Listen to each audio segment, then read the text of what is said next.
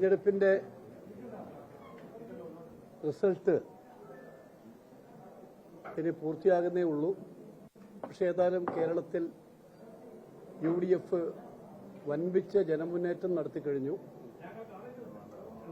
UDF തരംഗമാണെന്ന് പറയാൻ സാധിക്കുന്ന രീതിയിലാണ് മുന്നേറ്റം ഉണ്ടായിട്ടുള്ളത്. പ്രത്യേകിച്ച് കോഴിക്കോട് ജില്ലയിൽ ഞങ്ങളുടെ ഈ തെരഞ്ഞെടുപ്പിന് വളരെ മുമ്പ് തന്നെ കോൺഗ്രസ് സംബന്ധിച്ച് കോഴിക്കോട് ജില്ലയിൽ കഴിഞ്ഞ 20 വർഷക്കാലമായി ഒരു MLA പോലും ഇല്ലാന്ന് നിങ്ങൾക്ക് എല്ലാവർക്കും അറിയാം. ഒരു MP എന്ന നിലക്ക് 4 തവണ നിങ്ങളെ ജയിപ്പിച്ചവരാണ്. പക്ഷെ ഞങ്ങൾ ഈ കാര്യത്തിൽ ജില്ലാ കോൺഗ്രസ് കമ്മിറ്റി വളരെ നേരത്തെ തന്നെ ഒരു തീരുമാനമെടുത്തവരാണ്. തീരുമാനം മറ്റൊന്നുമല്ല, അടുത്ത നിയമസഭാ തെരഞ്ഞെടുപ്പിൽ കോഴിക്കോട് ജില്ലയിൽ 13 സീറ്റും നേടാനുള്ള രാഷ്ട്രീയമായ സംഘടനാപരമായി തയ്യാറെടുപ്പ് നടത്താൻ ഞങ്ങൾ തീരുമാനിച്ചു കഴിഞ്ഞിരുന്നു. അതിന്റെ ഭാഗമാണ് സത്യം പറഞ്ഞാൽ കോഴിക്കോടുണ്ടായിട്ടുള്ള വിജയം എന്ന് പറയാൻ ഞാൻ ആഗ്രഹിക്കുകയാണ്. കോഴിക്കോട് നിങ്ങൾക്കറിയാം, ഇവിടെ ജില്ലയിലെ കോൺഗ്രസ് പ്രസ്ഥാനത്തെ സംബന്ധിച്ചിടത്തോളം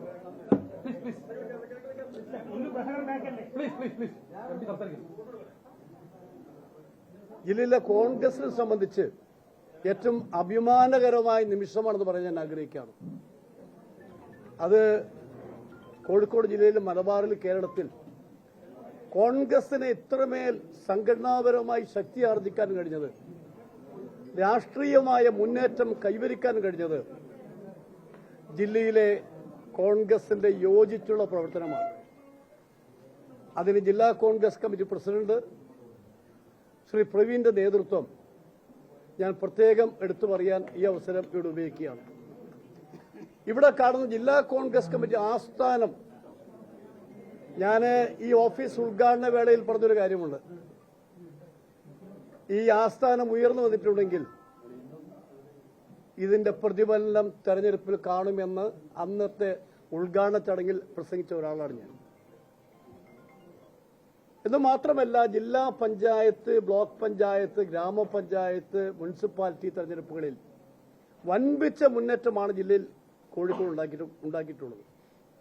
ജില്ലാ പഞ്ചായത്ത് ചരിത്രത്തിൽ ആദ്യമായി കിട്ടിയത് ഈ വർഷമാണ്. അതുപോലെ 70 പഞ്ചായത്തുകളിൽ അല്ലെ 44 പഞ്ചായത്തുകൾ UDF സ്വന്തമായിരിക്കുന്നു. 2 നറുക്കെടുപ്പിൽ പോയതാണ്. അപ്പോ അതിശക്തമായ രാഷ്ട്രീയ പ്രവർത്തനം, സംഘടനാ പ്രവർത്തനം കാഴ്ചവെച്ച ജില്ല എന്നൾക്ക് ഞങ്ങൾക്ക് ഒരു കാര്യത്തിൽ ഉറപ്പുണ്ട്. ഇവിടെ നടന്ന ഒരു സമ്മേളനത്തിലാണ് ഇത് പ്രഖ്യാപിച്ചത് 13-13.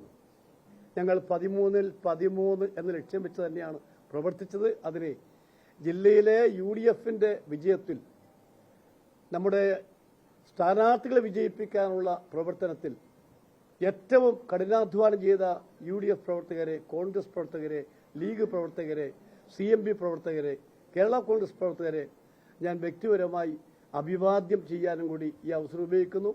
അതോടൊപ്പം നേരത്തെ ഞാൻ സൂചിപ്പിച്ച പോലെ ഇവിടെ ഏതായാലും ജില്ലയിലെ കോൺഗ്രസ് കേരളത്തിന് തന്നെ അഭിമാനകരമായ പ്രവർത്തനങ്ങൾക്ക് നേതൃത്വം നൽകിയ കോൺഗ്രസ് നേതൃത്വമാണ്. പ്രത്യേകിച്ച് ശ്രീ പ്രവീൺ കുമാർ, അത് ജില്ലാ കോൺഗ്രസ് കമ്മിറ്റി പ്രസിഡന്റാണ്, കൊയിലാണ്ടിയുടെ സ്ഥാനാർത്ഥിയാണ്. അദ്ദേഹം വൻപിച്ച മുന്നേറ്റം നടത്തി വിജയിക്കാൻ വേണ്ടി വിജയം പ്രഖ്യാപിക്കേണ്ട കാര്യമേ ഉള്ളൂ. അതോടൊപ്പം ശ്രീ VT സൂരജ്, നിങ്ങൾക്ക് എല്ലാവർക്കും അറിയാം, എന്നോട് തന്നെ പല മാധ്യമ സുഹൃത്തുക്കളും പറഞ്ഞു ഇവിടെ ബാലുശ്ശേരി ജയിക്കുമോ. ഇന്ന് രാവിലെ പറഞ്ഞവരുണ്ട് മാധ്യമ സുഹൃത്തുക്കൾ, ബുദ്ധിമുട്ടാണ്, ഞങ്ങളുടെ കണക്കിൽ ബുദ്ധിമുട്ടാണ് എന്ന് പറഞ്ഞവരുണ്ട്. അന്നേരം ഞാൻ പറഞ്ഞു അവിടെ എന്തായാലും 5ന്റെ മേലെ വോട്ടുകളിൽ അയാൾ ജയിച്ചു വരും. എന്നാൽ ഇപ്പം നിങ്ങൾ കേട്ടോ, 10,000 വോട്ടുകൾക്ക് മേലെ സൂരജ് ജയിക്കാൻ വേണ്ടി പോവുകയാണ്.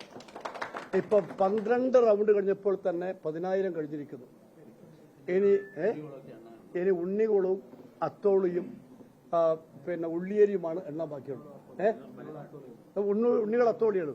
എന്തായാലും 10 വോട്ടിന് മേലെ, 15 വോട്ടിന് മേലെ ശ്രീ സൂരജും ഇവിടെ ജയിക്കാൻ വേണ്ടി പോകുന്നത്. ഞാൻ പറഞ്ഞു വരുന്നത് നിങ്ങളുടെ എല്ലാം സഹായം കൊണ്ടാണ്, സഹകരണം കൊണ്ടാണ്. മാധ്യമ സുഹൃത്തുക്കളുടെ പ്രത്യേകിച്ച് എല്ലാ സഹായങ്ങൾക്കും ഞാൻ പ്രത്യേകം നന്ദി പറയുന്നു.